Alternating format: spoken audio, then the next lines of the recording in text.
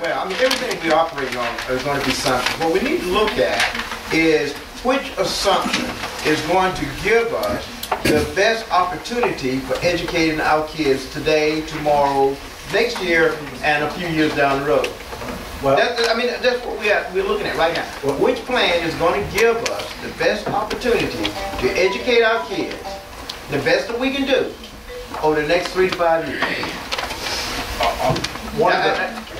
James, one of the other differences between like 5 and 7 or 6 and 7, especially 5 and 7, is that there's a possibility that depending on what we do or how bad we're still in this crisis with the state of Mississippi, and you say, okay, next year you say cut another $1 billion, it may be that you're going to have to go right back and start undoing some of the things that you did in this particular plan.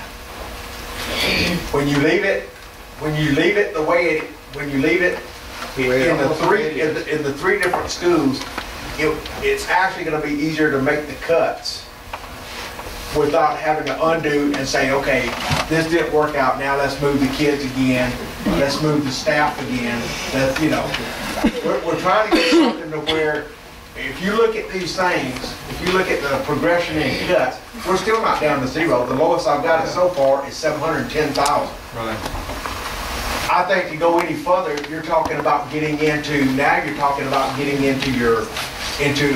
electives and fine arts, and you're getting into choir, band, music, art.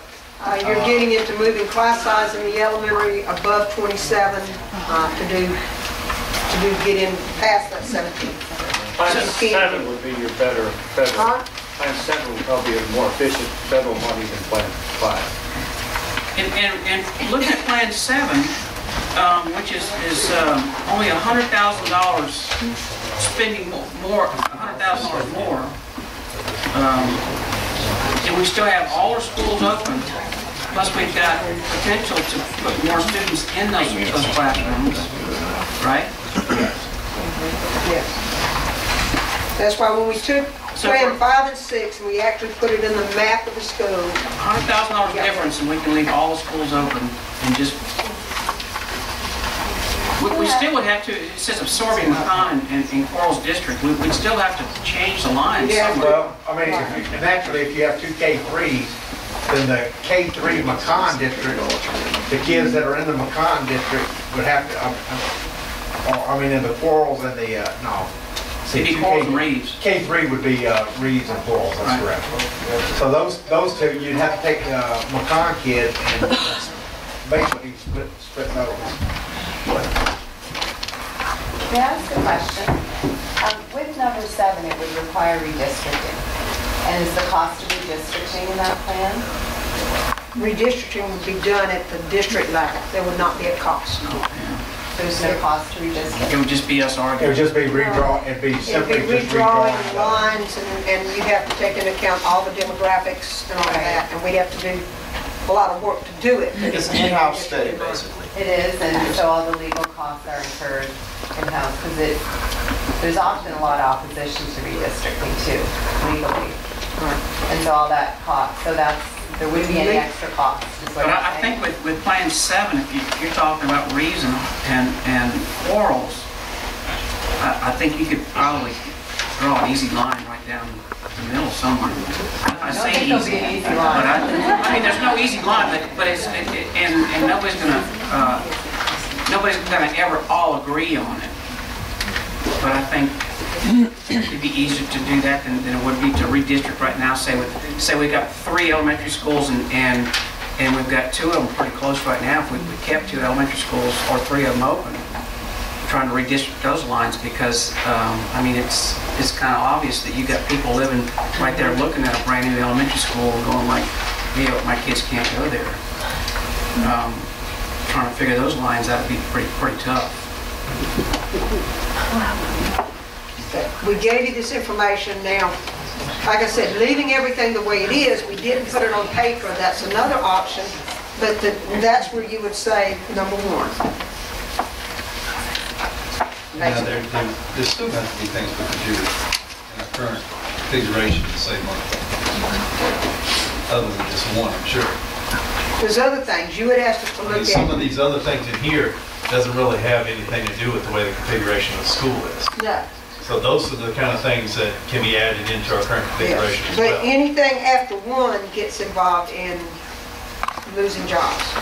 You would ask us to But that's across differentiate any that. of them, right? Even if we stand with Yes, the that's what I'm current saying. configuration, that's what I'm saying. One and Yes. two, one and two here is the least impact on jobs. Yeah. Two is probably gonna hit retirees that have come back. And you're gonna have to get down to number three before you really get into existing jobs. With the people that are working now, that wanna come back next year, you'd have to get down to probably number three before you start affecting some of that. Yeah. And so no matter which option we face, we got to look at the tuition, the city-based, and we got to look at ways that we can design our schools to get more talent. And that bill has 20 co-authors. On the See that? city-based. But so we got to find ways that we can get additional income, even if it is by reconfiguring our schools in order to get more money in. You're not going to get more federal dollars. All right, so What when if you you say get more that- students? But when you say that, Put it that way. when you say that if we have a first grade across 3 elementary schools, that's going to hurt the funding that we receive? Well, you split it 3 times, which Right. means when you want to hire a teacher, but you only have 2/3 of the money, you can't hire the teacher. No, You're no. fragmenting the money. Right. In other words, you need 35,000 to do it, but at all 3 schools, I only have 25. So any way you look at it, the district's got to put in the rest of the money, and it becomes a cost to the All right, district. so by doing it like we say there, if we consolidate grades into one school, that's, in reality, that's a savings Yes. to us. So whatever option we look at, we need to look at it from an aspect of how can we save more money?